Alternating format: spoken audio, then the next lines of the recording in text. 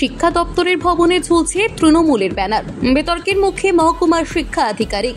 সরকারি অফিস আর তৃণমূলের কার্যালয় এক হয়ে গেছে, কটাক্ষে বিজেপি। এসব বিজেপি সিপিএম এর কাজ, পাল্টা অভিযোগ তৃণমূলের। বিষয়টি আমাদের জানা নেই, দাবি মহকুমার শিক্ষা আধিকারিকের।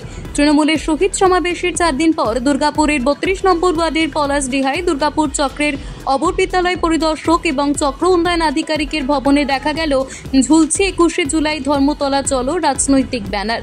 সৌজন্যে পশ্চিমবঙ্গ তৃণমূল শিক্ষক সমিতি কর্তৃক প্রচারিত। স্কুল ইন্সপেক্টরের অফিসে ঢোকার ঠিক মুখেই টাঙানো রয়েছে এই ব্যানার, যাকে ঘিরে শুরু হলো বিতর্ক। তৃণমূল দল এবং পশ্চিমবঙ্গ সরকার এটাকে গুলিয়ে দিতে চাইছেন এবং কোথাও না কোথাও এই সমস্ত যে অফিসগুলো সেগুলো তৃণমূলের পার্টি অফিসে পরিণত করার চেষ্টা করছে ধীরে ধীরে, এটা থেকে প্রমাণিত। এবং বর্তমানে এই কারণেই পশ্চিমবঙ্গের শিক্ষার এই দুরবস্থা তৈরি হয়েছে। আমরা মনে করি পশ্চিমবঙ্গের যদি শিক্ষা এবং অন্যান্য দপ্তরগুলিকে যদি এদের নিয়ন্ত্রণ থেকে বার করতে হয়, তাহলে আগামী দিন এমন কোনো কিছু করার আগে সাধারণ মানুষকে এর বিরুদ্ধে প্রতিবাদ তুলতে হবে।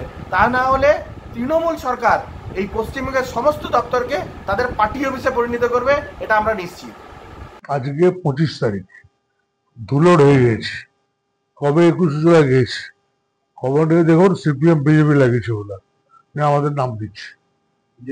এত ননসেন্স আমাদের তৃণমূলের লোক নাই যে 25 তারিখ পর্যন্ত ব্যানার টানা থাকবে, তারপর শিক্ষা দপ্তরে প্রেসের তো ভয় আছে সবাইকে, না ভয় নেই।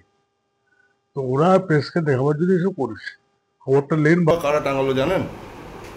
কি বলতে পারবো না, দেখতে হবে। মানে আপনাদের নজরে নেই বিষয়টা। দুর্গাপুর থেকে বিধানচন্দ্র গাঙ্গুলি রিপোর্ট, নিউজ বঙ্গলেখনী।